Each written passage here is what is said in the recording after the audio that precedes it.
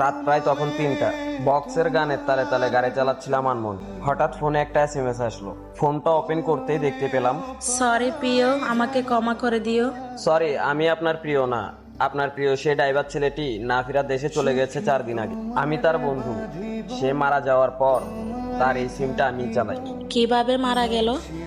সে বেশ কিছুদিন আনমনা ছিল, কারো সাথে কথা বলতো না, খেত না, কেমন একটা মন মরা হয়েছিল।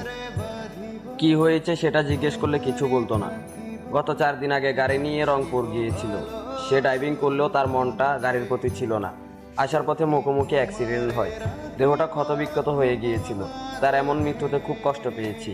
দাফন করার পরে জানতে পারি সেটা অ্যাক্সিডেন্ট ছিল না। সে নাকি সেদিন ইচ্ছে করে ব্রেকে পা না দিয়ে ব্রেকটা মিস করে মারা গিয়েছে। তবে শুনেছিলাম সে কেউ একজনকে ভালোবেসেছিল তার নিজের থেকেও বেশি।